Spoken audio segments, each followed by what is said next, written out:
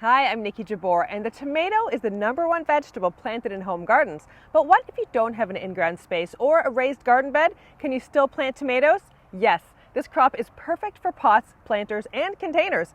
That said, there are several things to keep in mind, including pot selection, the best type of growing medium, the many tomato varieties to choose from, and watering. Let me explain. Let's start with the container itself. There are many types of pots available to gardeners. Everything from plastic containers to terracotta pots to old buckets. I like using fabric pots, which are made from a porous material that allows good aeration and drainage of excess water. Plus, they're very lightweight and durable, lasting for many seasons. It's essential to match the size of the pot to the tomato variety. For a compact variety like Micro Tom, which only grows 9 to 10 inches tall, a 6-inch diameter pot is fine. For a tomato like Beefmaster, which can get 6 feet tall, you'll need a big pot, one that holds about 10 gallons of potting mix. Read the tomato variety description carefully so you can select the right pot size for your tomato. Now let's talk about the best growing medium for potted tomatoes. I use a blend of a high-quality potting mix as well as a soil amendment like compost or aged manure. My ratio is approximately 2/3 potting mix and 1/3 compost. I'll also add a slow-release organic vegetable fertilizer at planting time to provide a steady feed of nutrients all season long.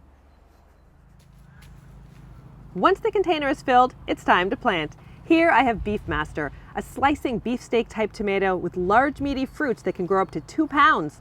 The plants are disease resistant and can get over 6 feet tall. When planting tomatoes in pots, I bury the seedling half deep to encourage a strong root system. Remove any leaves that would be under the soil before you plant. Depending on the tomato variety and how tall it will grow, you may wish to add a tomato cage, stake, or other type of support at planting time. Indeterminate tomatoes like Sun Gold, Sun Sugar, and Beefmaster definitely need some type of support, whether a wire trellis or a heavy-duty tomato cage. Place the container in a site where it will get plenty of sun and water consistently. Container-grown tomatoes are prone to an issue called blossom end rot. This is when a leathery brown patch forms on the bottom end of the fruit. It's not a disease, but caused by a combination of stress and calcium deficiency in the developing fruits. And it ties into watering. Calcium is carried into the roots and up the plant in water. If there isn't enough water, or if it's not supplied consistently, calcium can't move up the stems and into the fruits. The result is that the tissues in the tomatoes start to break down and the dark patches form. Prevent blossom end rot with a smart watering strategy. The frequency of watering potted tomatoes depends on the size of the pot, the growing medium, and the temperature. You'll need to water more often on hot days, for example. And when you do water, water deeply so that the excess water runs out the bottom of the pot. In hot weather, you can expect to water container tomatoes daily.